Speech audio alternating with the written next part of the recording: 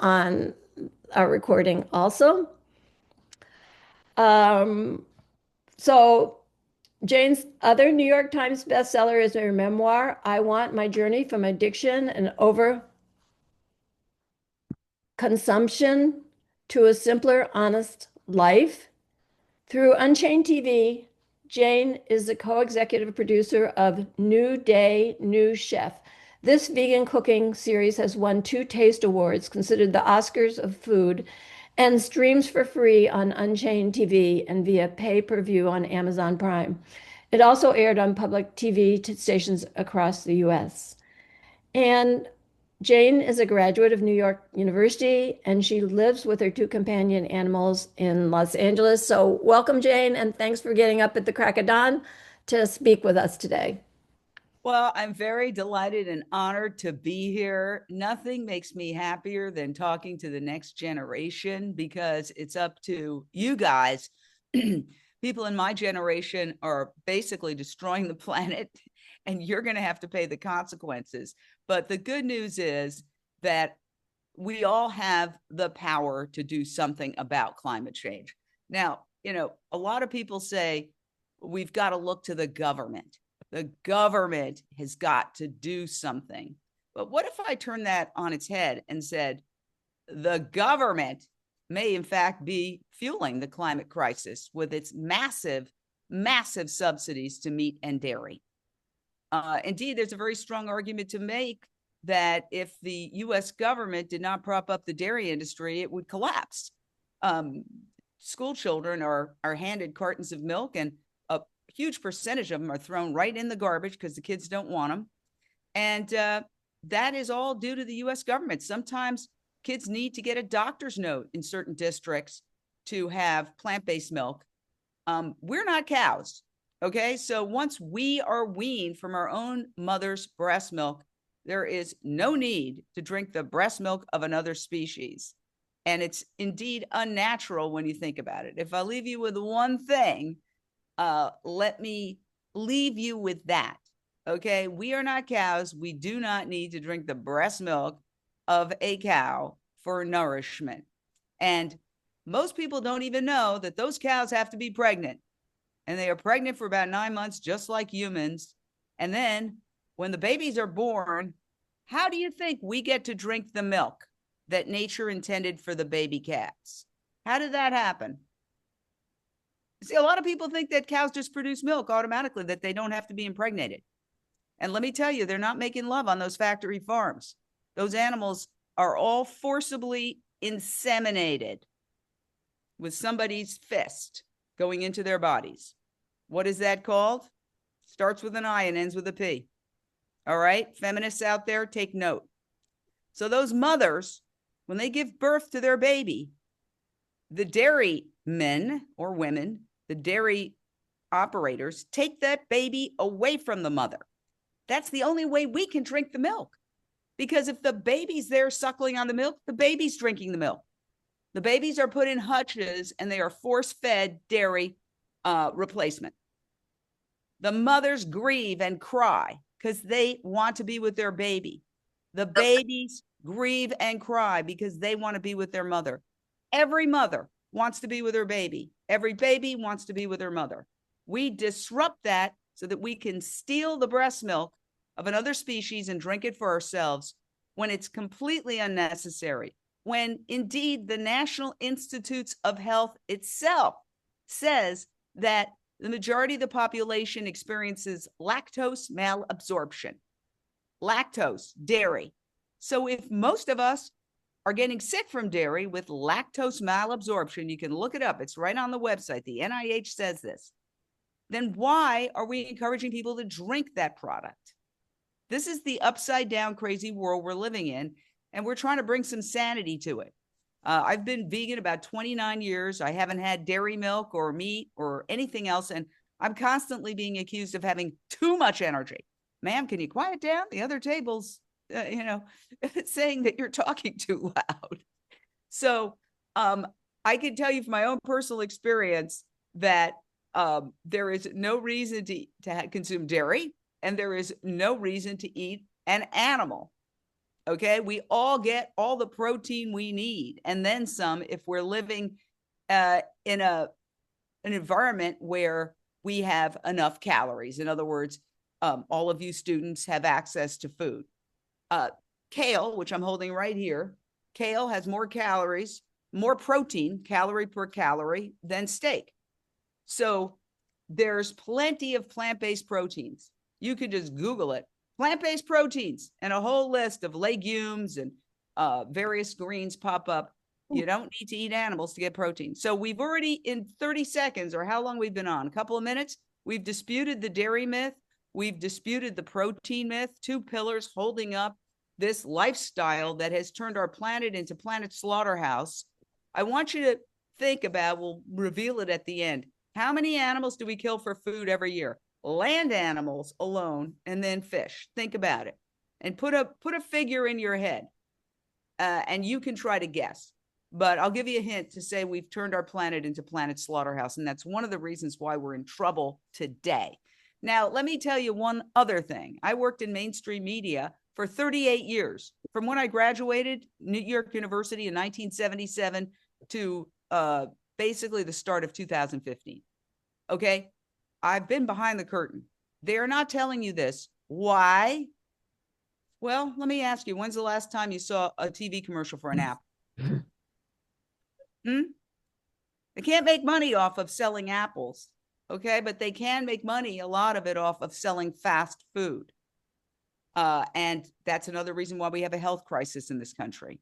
In the United States, 43% of the population is obese. That is a crisis. Little kids are developing type 2 diabetes because they're eating the standard American diet called the SAD diet. And that SAD diet is being exported to the rest of the world.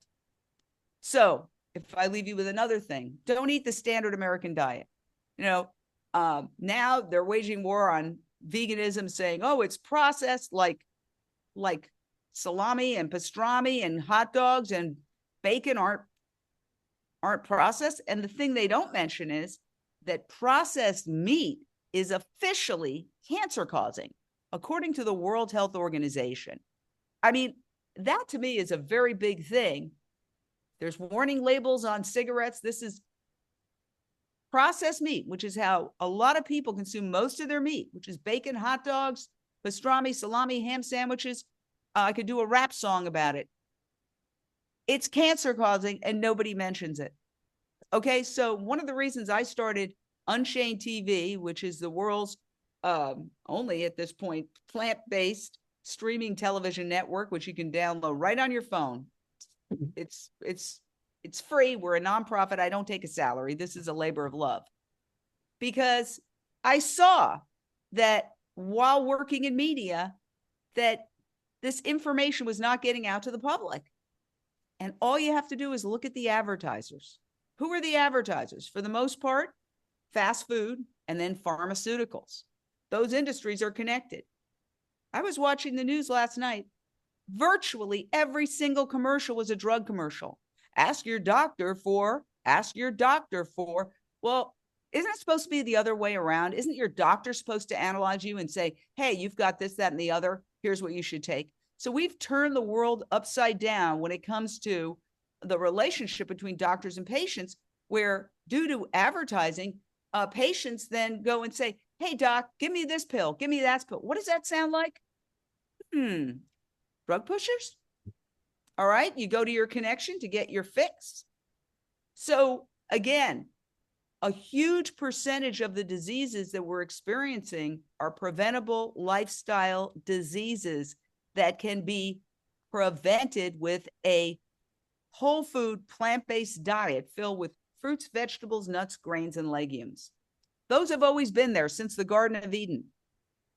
But people weren't eating them because, again, when's the last time you saw a TV commercial for kale?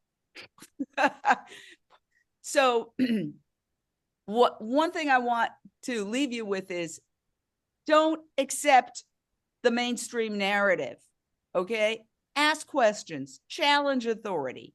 As somebody said, it's not just the animals that are being factory farmed. We're all being factory farmed. Ask yourself, am I being factory farmed? Am I being programmed to eat food that's bad for me, horrible for the planet, and terrible for the animals? Am I being conditioned when I assert my right to eat this food? Am I really mentally a slave to the programming I've been given? I would suggest that you ask yourself that question, because the first step to bursting through conditioning and brainwashing is to ask yourself, whoa, maybe I'm being brainwashed. Maybe this thought that I'm having that I think is so unique to me is not my unique thought. It's something that's been drilled into me with millions of TV commercials that we've all experienced by the time we get to our age, maybe even more than millions, right? So all those commercials subliminally are having an impact. And it's not just television. When you're online, when you're on the phone, constant drumbeat. Even when I use Waze to get from point A to point B, it's telling me, oh, McDonald's is on this exit. Is it telling me that the farmer's market is on the next exit? No. So let's talk a little bit about climate change. And what I'm going to say might be a little controversial, but I ask you to just keep your mind open. I'm asking you to do the research. I'm not jumping to conclusions. I'm giving you kind of a history of where we are at when it comes to the United Nations assessment of what causes climate change.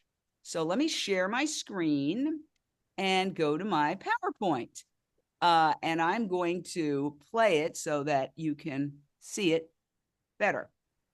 There you go. All right. I think we can all agree that life on Earth is in peril. Natural systems that support us are under dire threat. Climate, biodiversity, extinction, fresh water, oceans, food, and more are at a breaking point.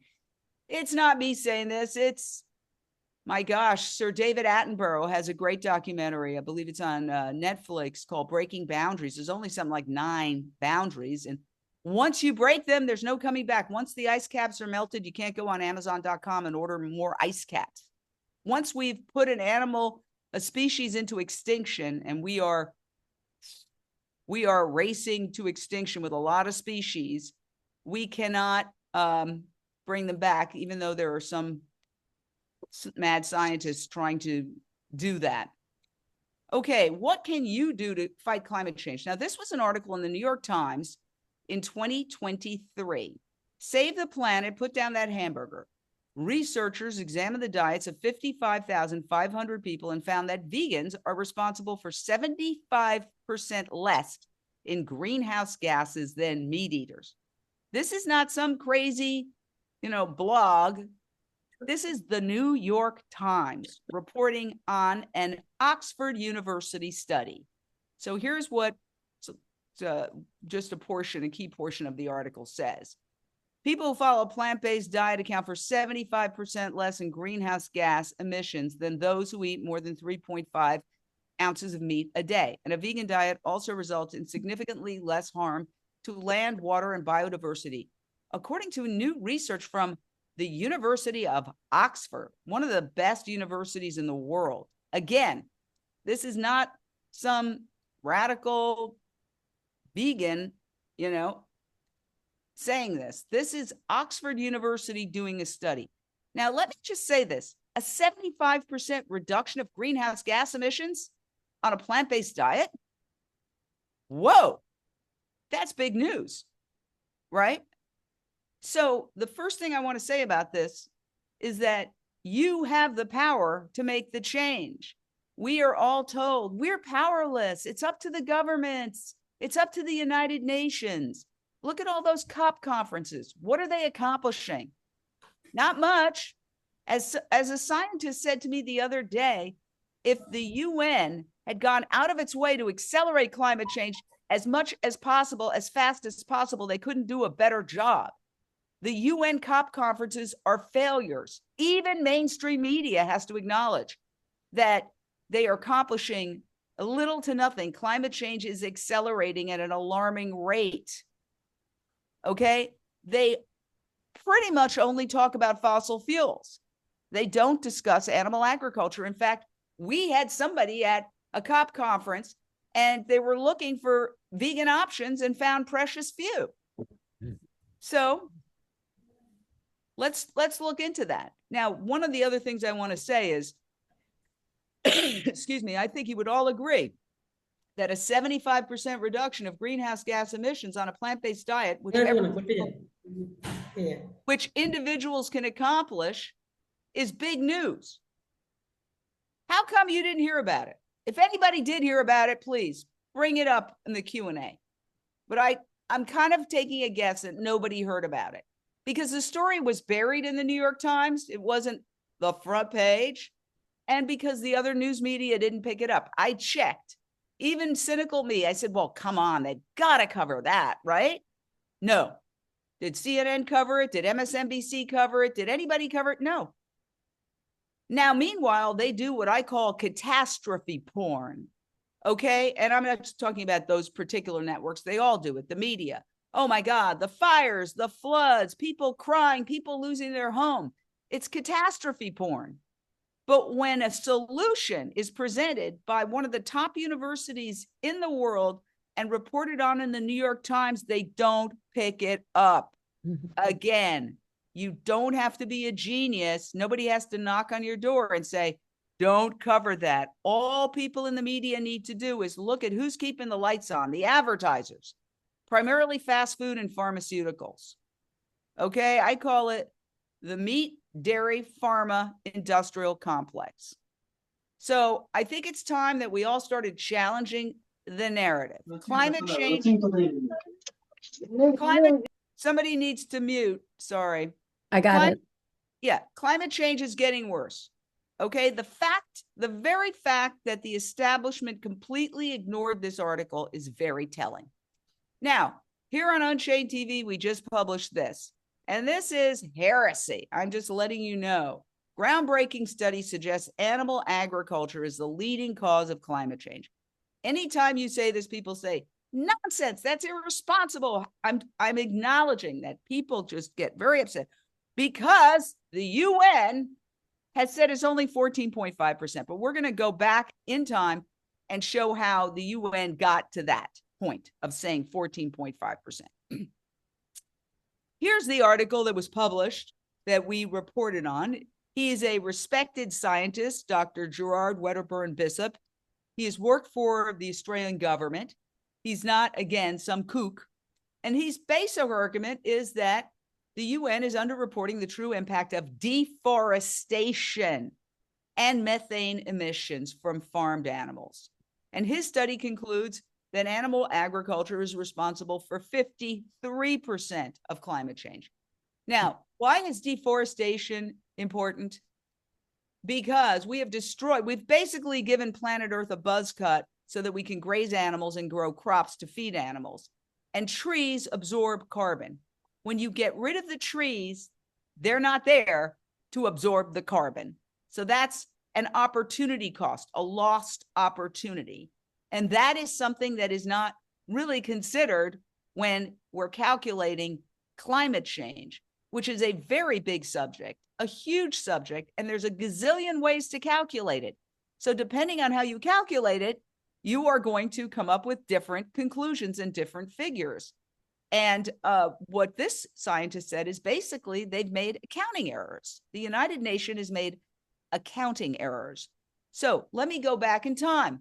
In 2006, the United Nations Food and Agriculture Organization, so a United Nations organization, did a report called Livestock's Long Shadow. It's on the internet. You can Google it and you can read the entire thing for yourself.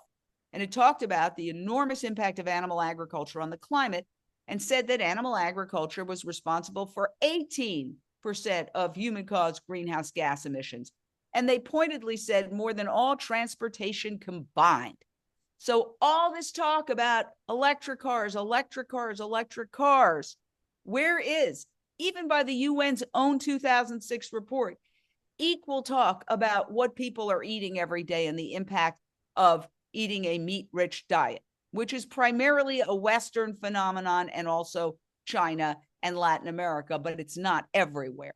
Indeed, there are 9 million people who die of starvation every year, and that's according to the United Nations, And if we took some of the food we're feeding to all these farmed animals and gave it to some of those people, redirected it, most soy produced is fed to farmed animals. We could eliminate human starvation and malnutrition, or go a long way toward reducing human starvation and malnutrition. So for all those people who say, yeah, but I care about people, I care about people too. And we all do. Okay, so now that was 2006. Jump to 2009, and the World Watch Institute, two respected scientists with the World Watch Institute, did another report called Livestock and Climate Change. This is a photo screen from the very top of the report. What if the key actors in climate change are cows, pigs, and chickens? And again, they focused on how the UN is undercounting and overlooking livestock-related greenhouse gas emissions. That report can also be found online if you want to study it.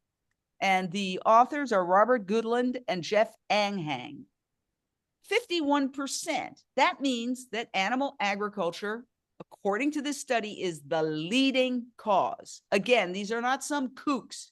These are two respected scientists with respected organizations connected to the World Bank, by the way, and that's their conclusion in 2009. What happened after that? In 2012, the United Nations Food and Agriculture Organization partnered with the meat and dairy industry.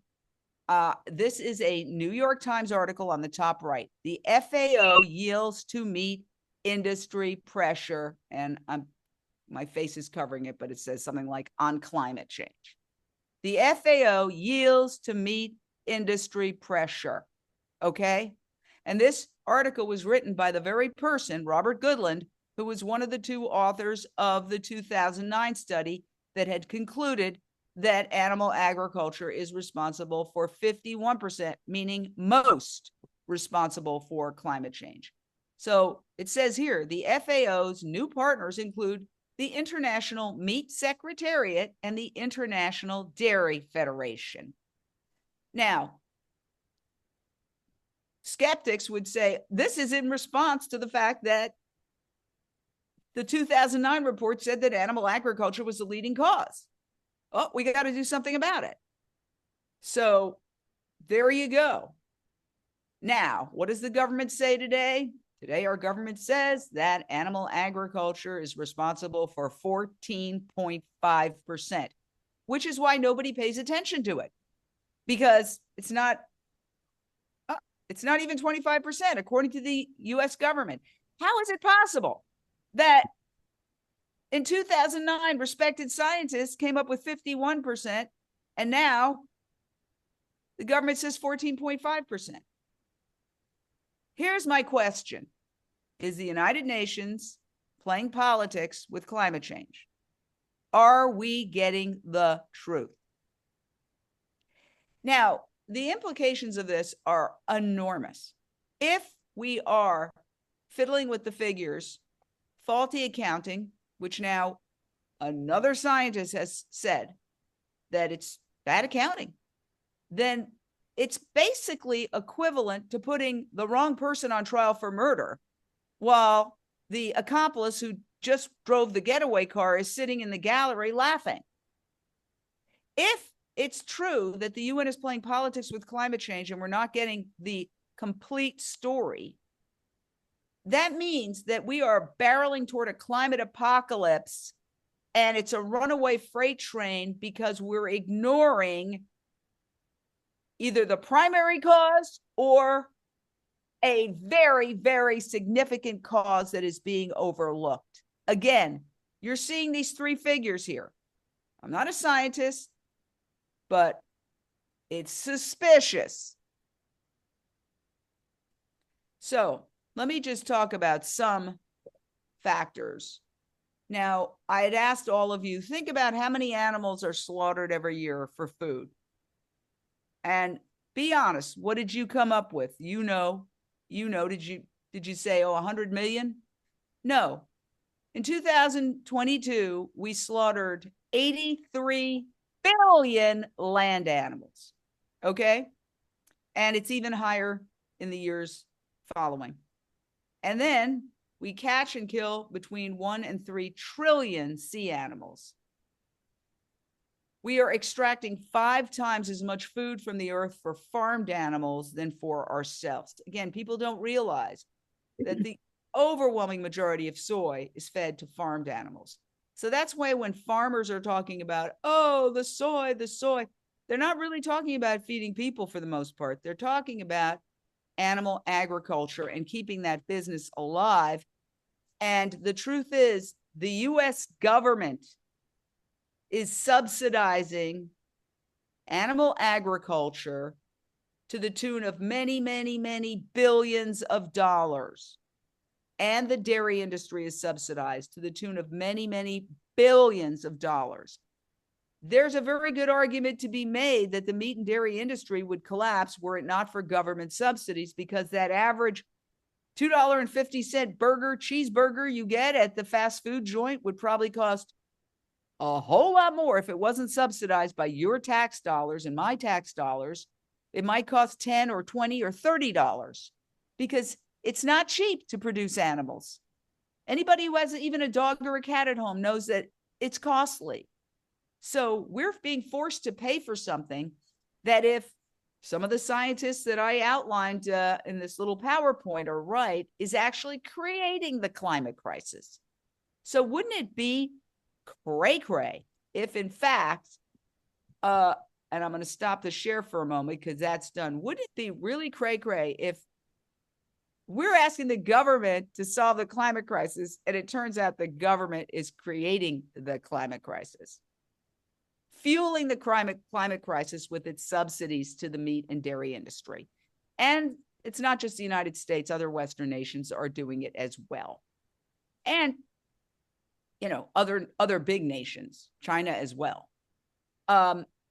So those are really things to think about. And they're very shocking if you really think about it, because, like I said, we're barreling toward a climate apocalypse.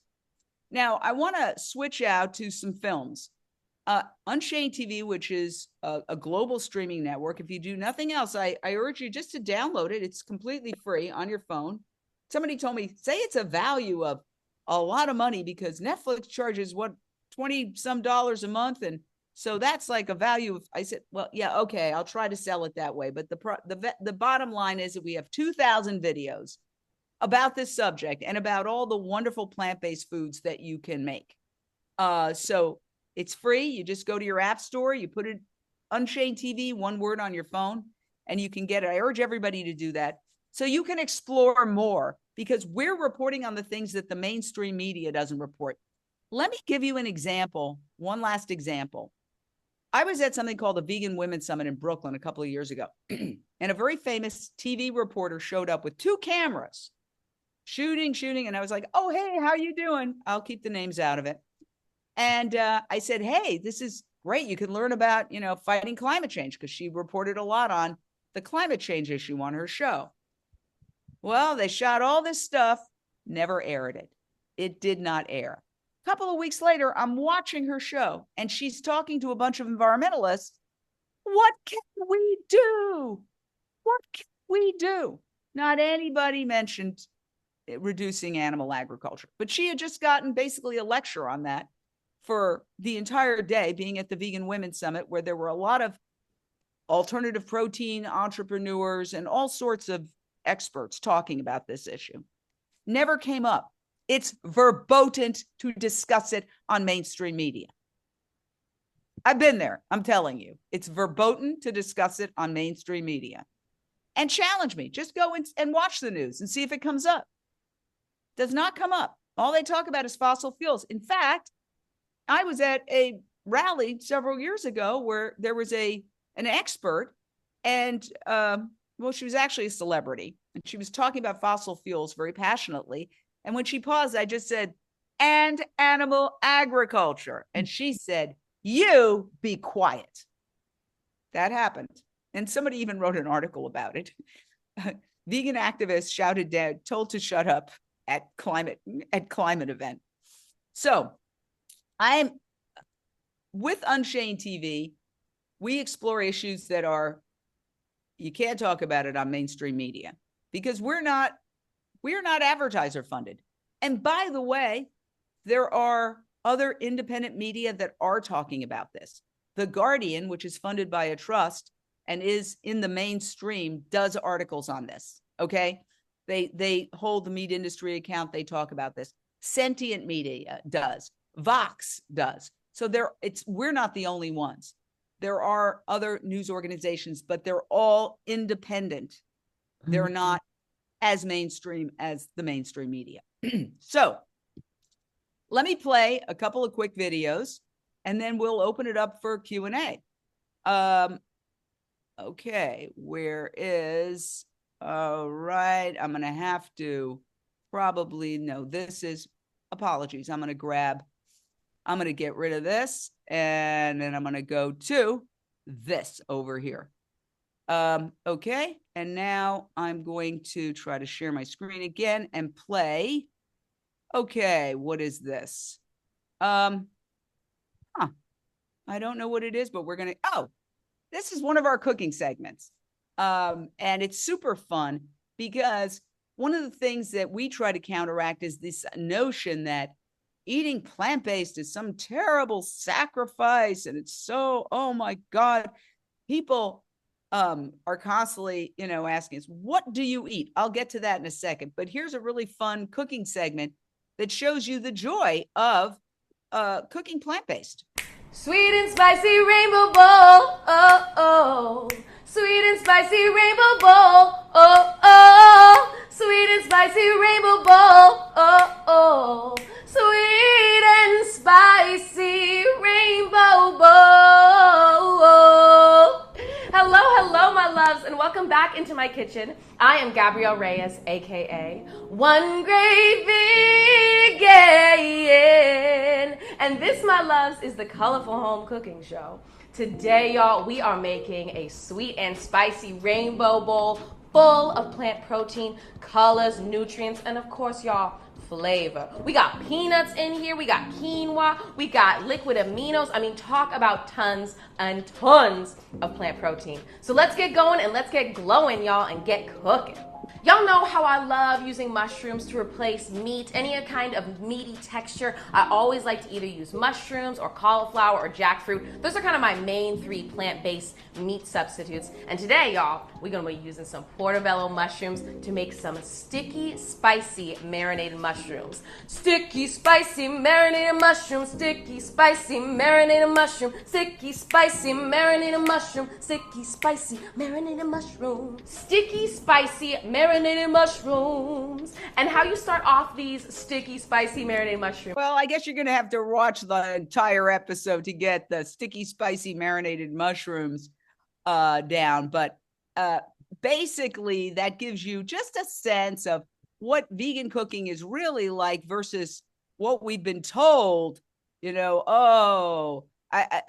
so funny that otherwise brilliant people who, some of them are Rhodes Scholars, are, what do you eat? What do you eat? Like they've been living under a rock, where we know that fruits, vegetables, nuts, and grains have existed since the dawn of time. And for the most part of human history have been consumed almost exclusively with meat being a garnish or something for celebration because people couldn't afford to eat the diet of kings. It's only in recent times through industrialized factory farming that we've gotten to the point where with fast food and industrialized farming, people are eating meat for breakfast, lunch, and dinner.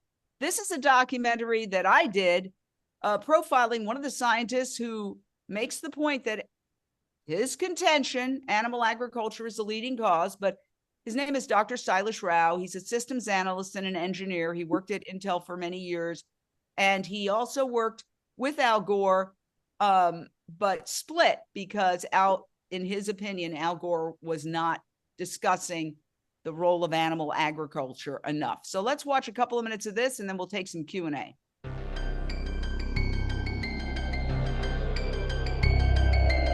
This affects everything. Something that we can all do and something that's really creating a very positive change. Maybe the solution is to look in the mirror.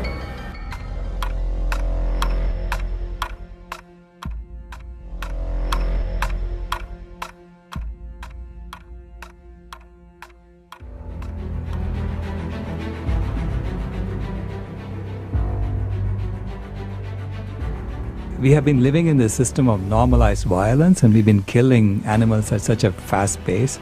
I mean, we kill more animals in 4 to 12 hours than all the humans that ever died in wars throughout human history put together. Why did we have to create a planet that looks dead, that kills things, that kills animals left and right, that kills trees, that kills rhinoceroses, that kills? I mean, that's all we do. You know, we're killing machines. 52% of all wild vertebrates died between 1970 and 2010, and more of them died in 2010 than they died in 1970. So you can imagine that there is this exponential growth in the killing of wild vertebrates, wild animals. By 2012, it had become 58%. So if we just follow that trend, by 2026, they're going to be 100% gone.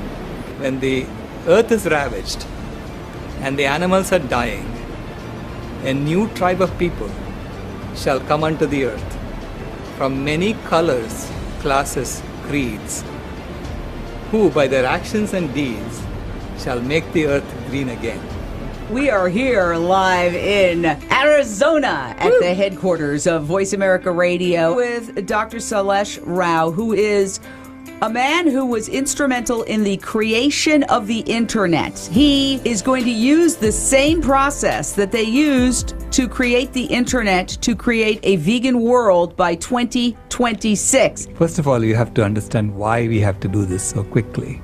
And so that was the beginning. You know, when I realized how fast we were killing wild animals, if you look at the World Wildlife Fund Living Planet report, it gives you statistics that tell you very clearly we have to change by 2026, otherwise we are in big trouble.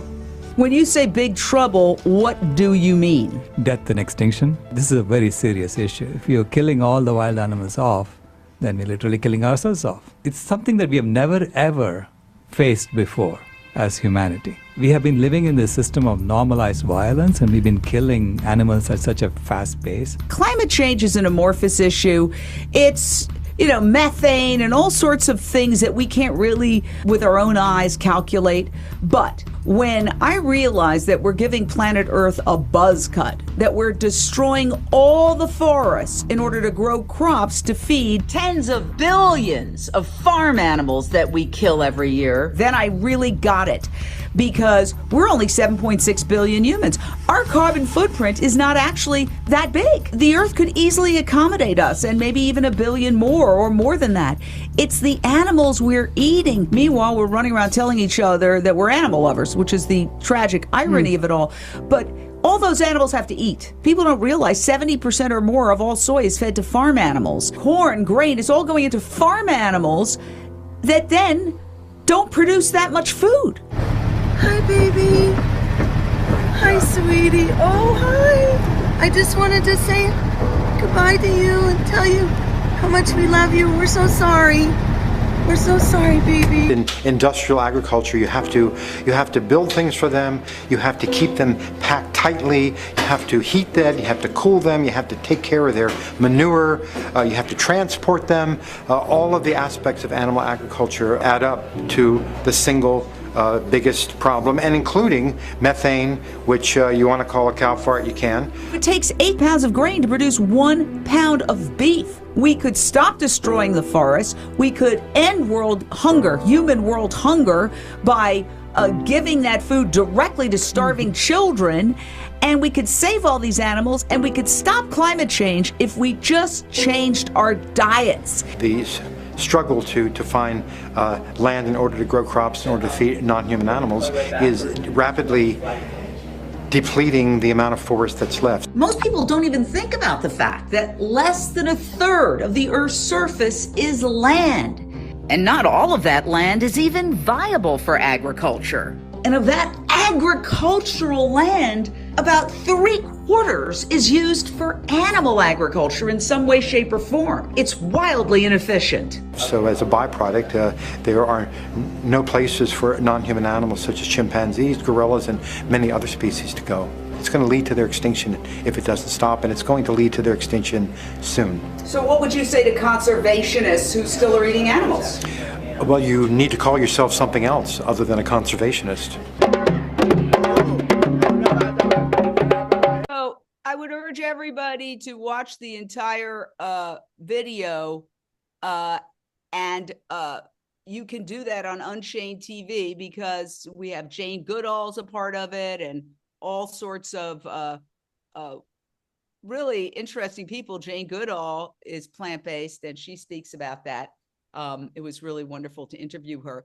So this is my little Wednesday, and I have another dog and a cat.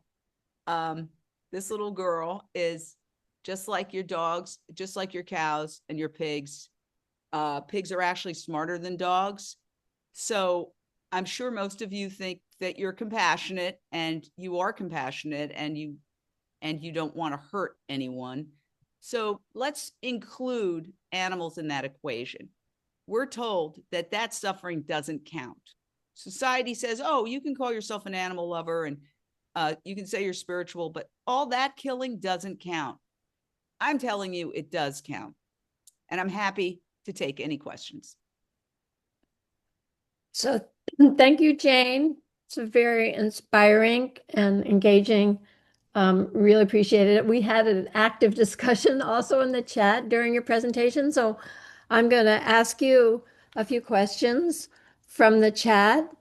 I'm just going to go with the most recent one since you showed your dog there. What do you feed your dog? There was a question about, like, do you feed your dog meat? No, my dogs are vegan. And they're doing pretty well. Yeah, like my It's vegan dog food. Oh, let me say this. American dogs and cats would be the 5th largest meat-eating country in the world on their own. So, yeah. Let me just mute. Yeah. Okay. Okay. All right. Great. So there was quite a debate about whether plants experience pain also. So I'm just going to share you from Nasira, who is originally from Afghanistan. And she says, it's true that plants are considered by some people as a healthier and more ethical option for nutrition. However, we must also consider that plants are living beings, and in some cases, they can experience pain and harm. While animals are capable of movement and reacting to injuries, plants also have responses that indicate a form of sensitivity in life. Therefore, from an ethical standpoint, the choice between consuming plants or animals is a complex issue that depends on individual cultural and scientific perspectives. Well, actually, if you care about plants, definitely go plant-based because, again, animals are eating most of the plants. You could debate how many pounds of grain it takes to make 1 pound of meat, whether it's 2.5 pounds or 5 pounds, but all those grains are plants. Okay, so if you love plants, eat plants, because when you eat meat, you're eating concentrated plants. So just on a sheer mathematical basis, that argument holds no weight. Okay. Does that make sense? It's not complex math. Right. Everybody needs to eat. No, I mean, the point is that animals are eating most of the food. Most of the plants are being consumed by animals. So if you love plants, eat plants, because when you eat meat, you're eating concentrated amounts, huge amounts of plants concentrated into a steak or a hamburger. So there you go. And plants don't have central nervous systems. Continue on. Okay, great.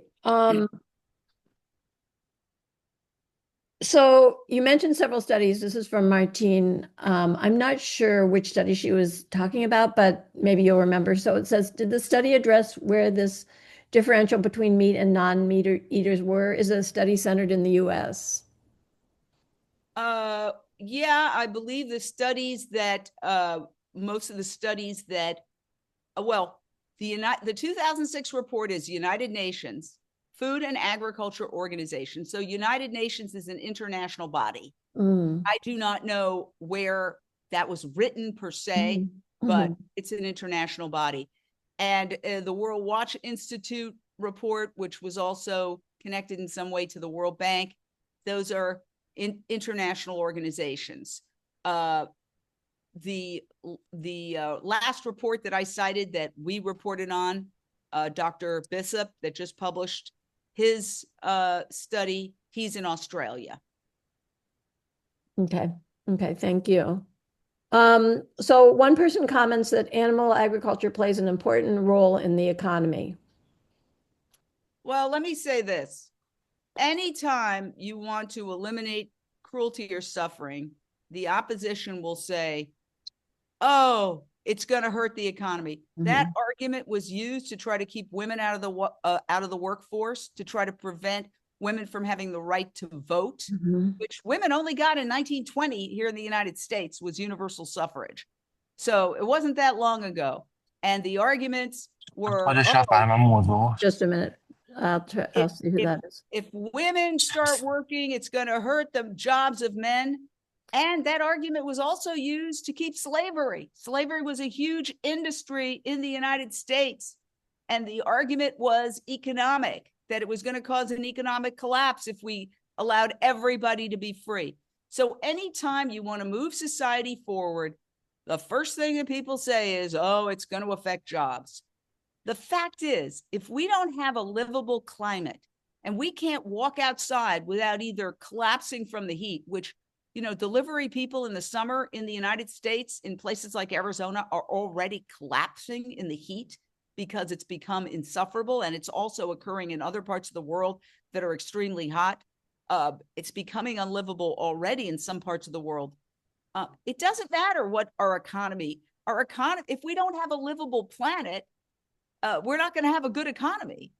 And that's what people don't seem to understand, because the way our economic system is set up, they are exclusively almost thinking about the next quarter and the next quarter and the next quarter. Sure, they do long-term investments.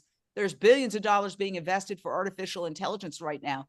But in terms of what keeps the stock going, it's the next quarter and the next quarter.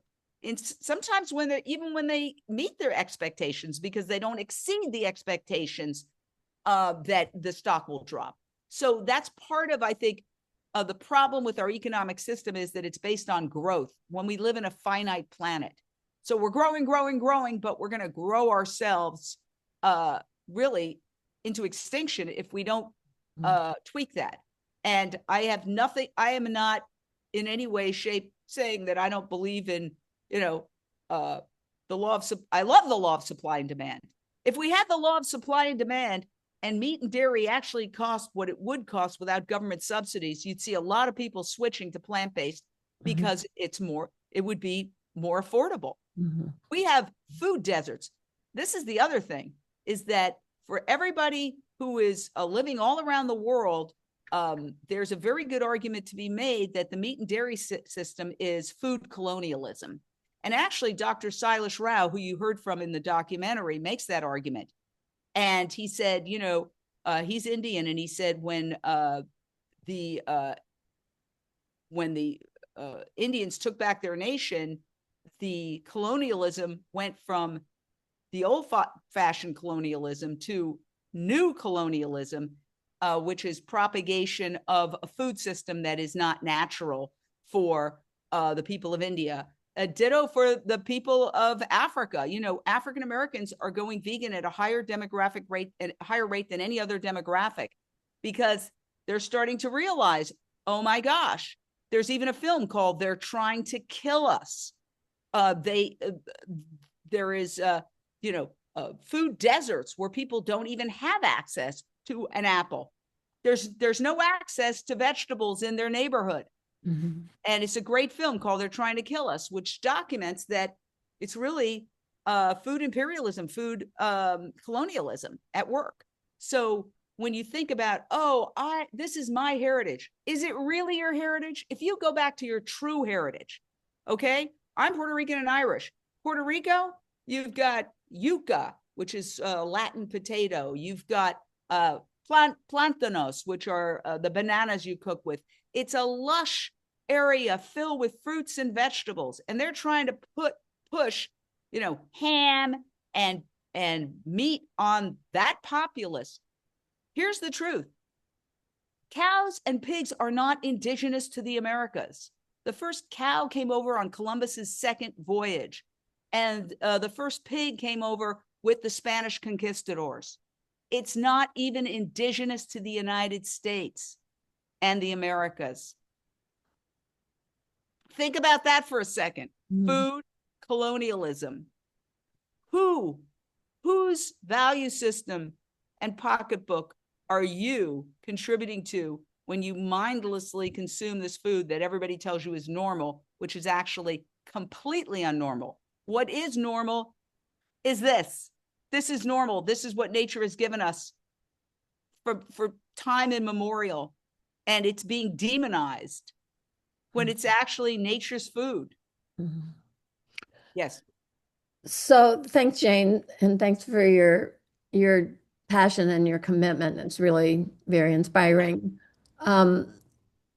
So we have a lot of people from poorer countries on the call where, the Eat Lancet report and other scientific reports are saying that meat protein is super important. There's not other sources of protein, and this is really an issue for the global north, not the global south. So how do you respond to that?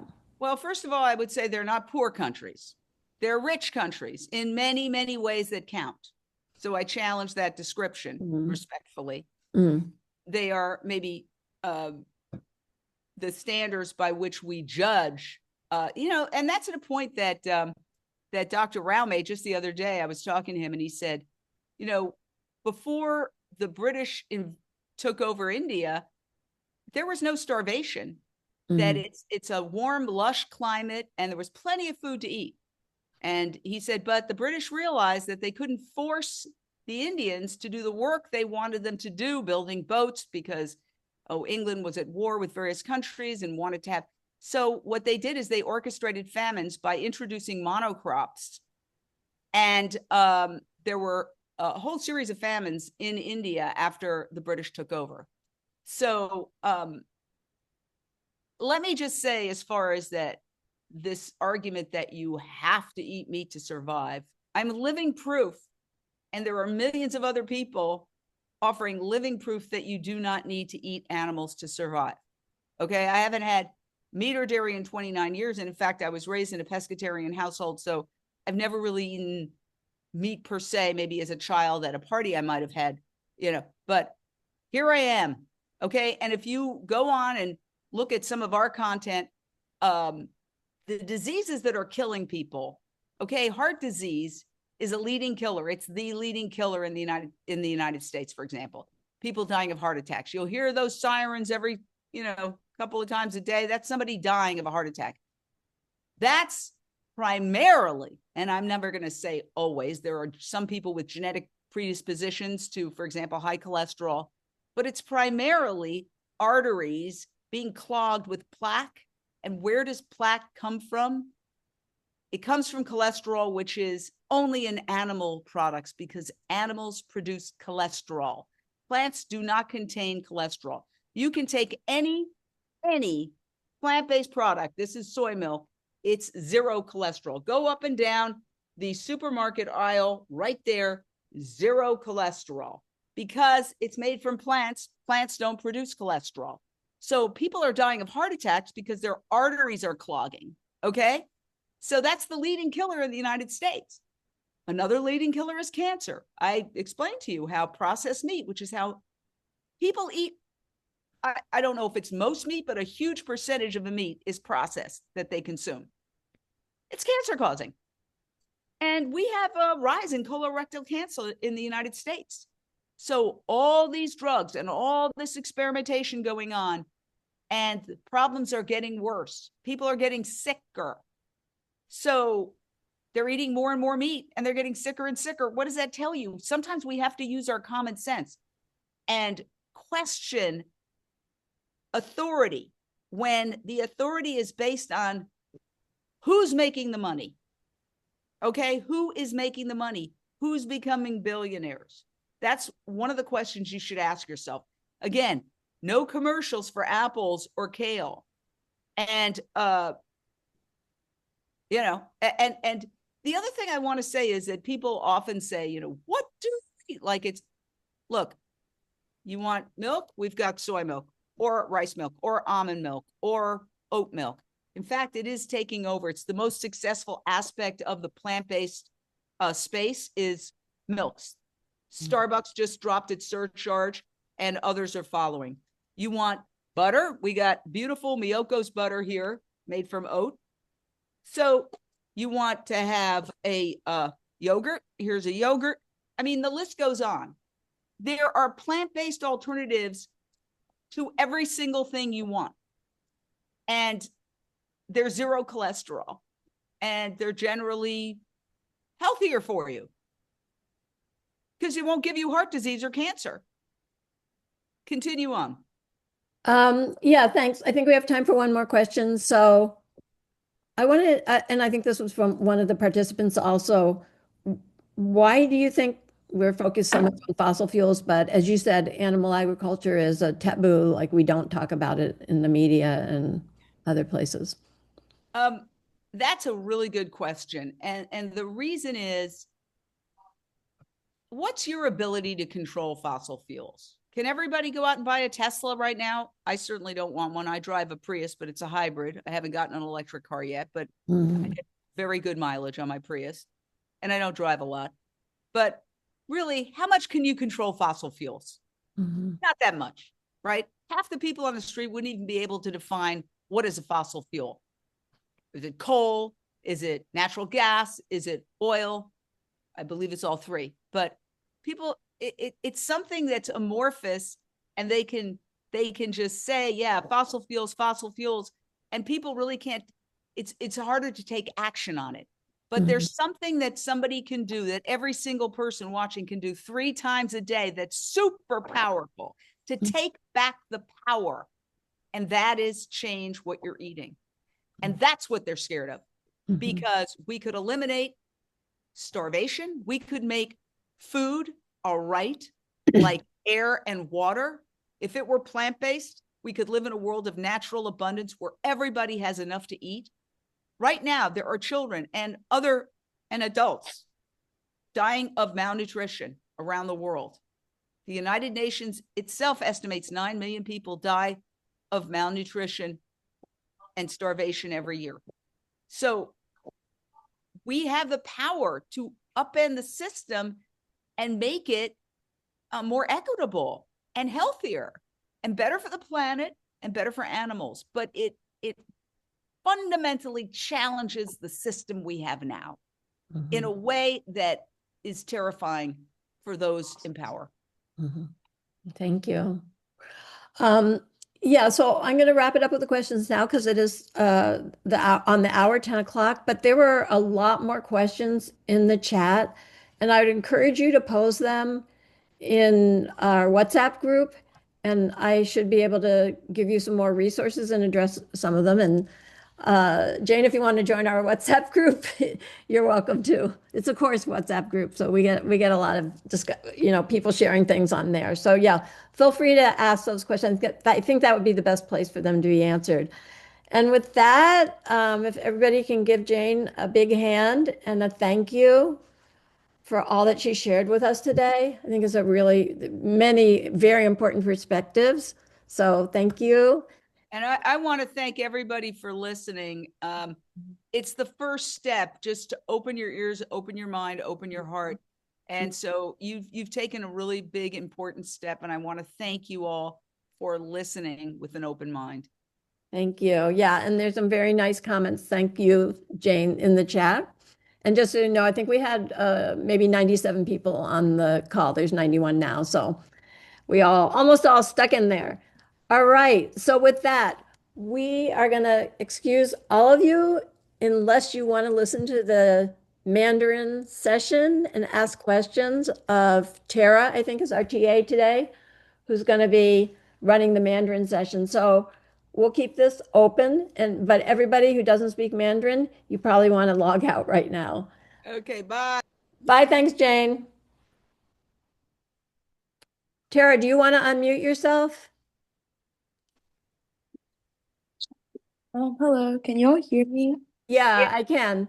So I made you co-host, so you Gotcha. should be good. Sure. And we'll keep the recording on for this part. Gotcha. Yeah. And Okay. I will just stay here because I'm always nervous that even though you're co-host, if I get out, something Uh-huh. happen.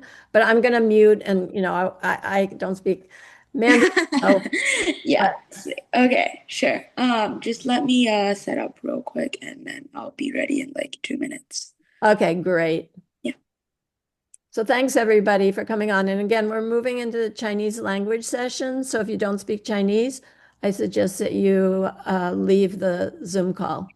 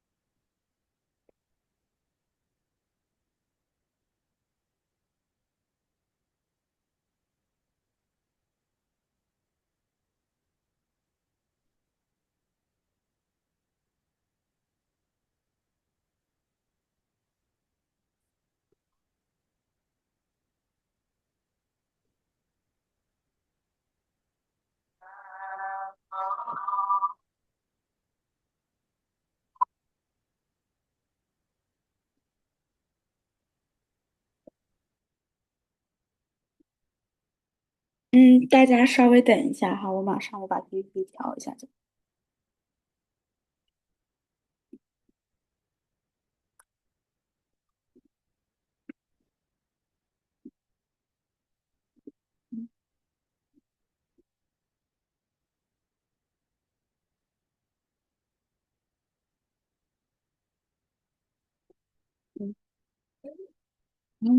很奇怪，这个 Zoom 现在没有让我 log in，但是如果大家都能听到的话呢，我先开始讲，然后等一下我们再把 PPT 打开。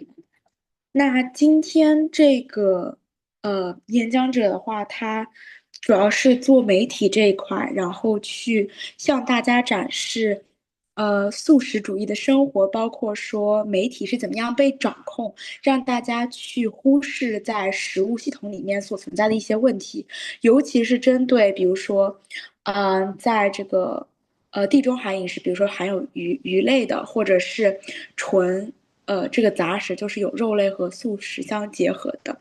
那么，政府或者说是媒体和公司是怎么样去掌控我们在这个问题里面的视角，包括说如果转变成素食有什么样的益处吧。那首先呢，他提到了他自己的一些经历，他不管是工作上的经历，还是他个人饮食上面的习惯。那比较有趣的是呢，其实他的狗都是这个素食主义，就是他的宠物狗吃的都是plant-based diet，就是素食。那素食对我们，OK，我现在可以打开我的 PPT 了，Sorry，my bad。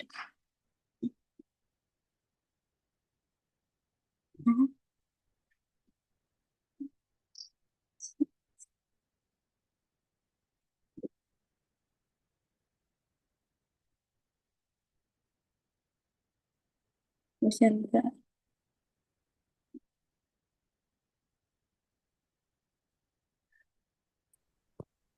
OK，这样就可以看到，然后我共享，哎，他没有给我excuse me, Marianne, are you there? Okay, I guess she's not there，所以我们也没有办法，他没有给我共享的权限，不好意思啊，各位。然后如果他等一下过来的话，我们再继续说。然后呢，他提到说素食主义为什么对我们有用？可能之前大家也听到过一些类似的，比如说气候、生态多样性、淡水、海洋、食物，都和我们地球上所存在的生命是息息相关的。面对气候变化，其实我们非常简单能够做的就是改变我们的饮食习惯。纯素饮食会比荤食少排放75%的温室气体。这个是《纽约时报》所公布的一个研究表明，但是因为演讲者在演讲的时候提到的很大一个问题，就是媒体所涵盖内容不够多，即使这篇报道非常非常有含金量，它是一个覆盖了5万多人饮食习惯的研究，它并没有能够上到，比如说《纽约时报》的头条，并没有得到它所应该它值得的足够的媒体的关注吧。那正是因为不足够的媒体关注，才导致说很多人没有看到素食生活习惯的这样一个选择。也导致说，在面对气候变化的时候，我们忽视了农业这一个非常大的系统。那么同样的，非常多的研究都表明了75%的这个温室气体排放可以通过你的素食主义去改变。然后但是呢，政府却把非常多的这个精力放在，比如说我们大家都能看到啊，是这个，不管是交通系统也好，就是这些 fossil fuel 就是这些燃油，这些能够排放非常多温室气体的这些能源会成为我们主流媒体当中最重要的一个部分吧。那他也提到了为什么我们的这个关注会是明明农业也是能够产生至少可能25%的这个温室气体的排放，我们却把所有的精力都放在能源上呢？那么他的解释是，因为能源是一个大部分人没有办法触及的领域，我们不能决定政府是否去挖矿，是否去挖这些能源，但是我们却可以非常容易的改变自己的饮食习惯。我今天吃素，明天吃素，改变自己的生活习惯，成为一个素食主义者，并且让更多的人和我们一起加入这个行动，就能够去改变农业这个气候行动中非常大的板块。可是政府这并不是他所希望的，因为这个问题当中所涵盖的非常非常多经济的考量，让他没有办法，或者说他不愿意让人们去看到这样一个非常简单的解决措施吧。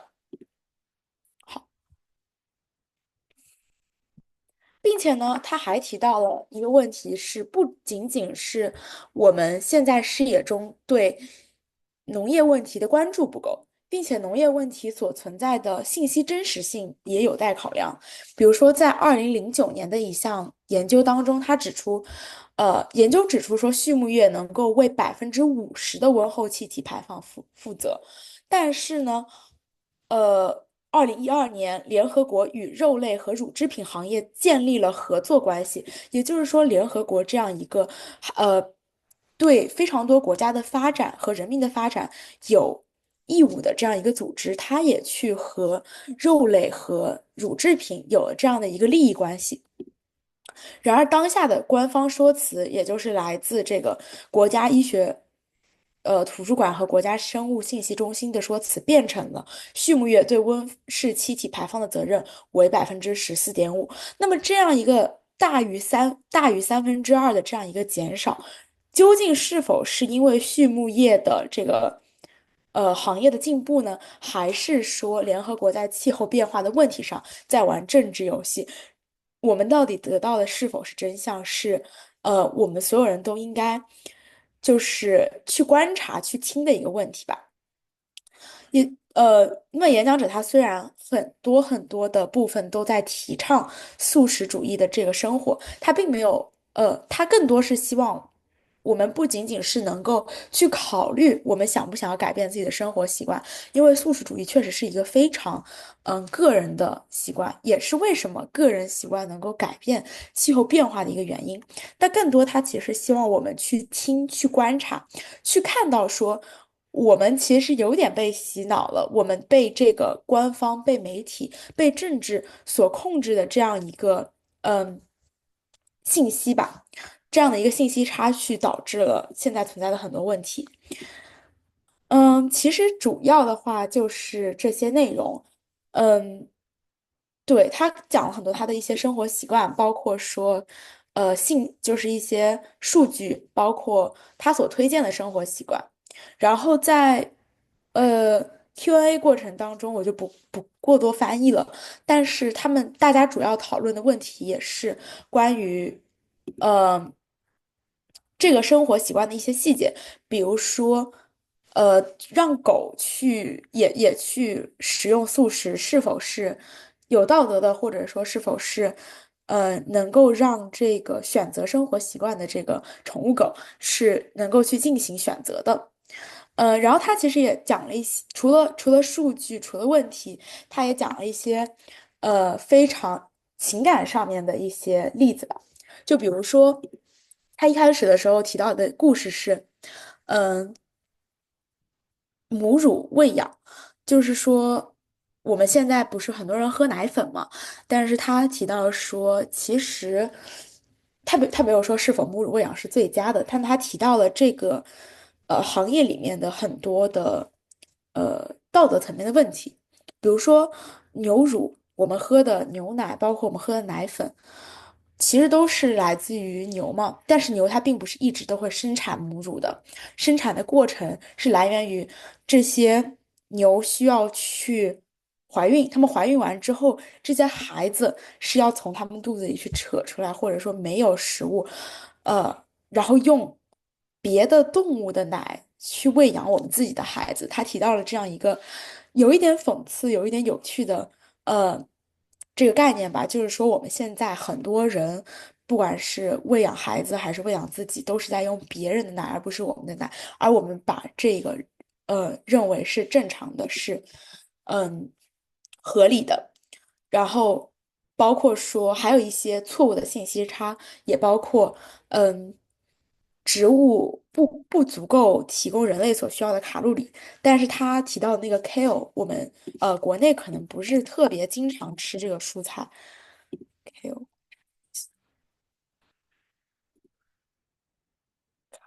应该是有点类似于芥蓝的蔬菜，它其实是比牛排的热量还要高的。包括说苹果，包括说很多其他的一些蔬菜选择，它其实都能够提供人类所需要的营养。哦，对，就是芥蓝。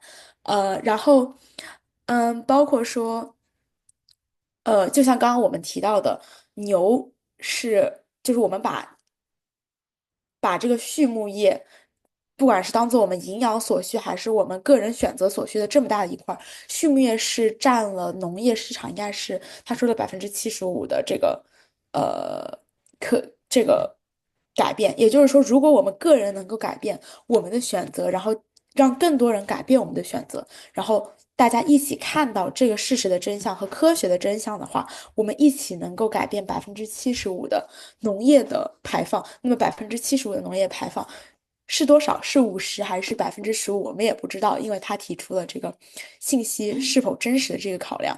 但是他就是想核心就是表明说，我们个人的选择真的能够非常有意义的改变温室气体排放以及气候变化。对，大概就是这个内容。不好意思，大家我没有这次翻译没有给大家 PPT，然后但是 PPT 后面会上传到就是大家上课的那个系统。对，然后大概就是这样子。如果有什么我没有翻译不好的地方，大家多多包涵。谢谢大家，拜拜。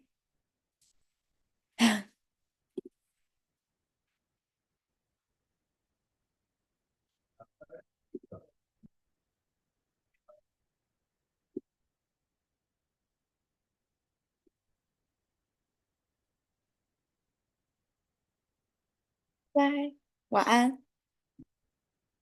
如果大家在国内的话。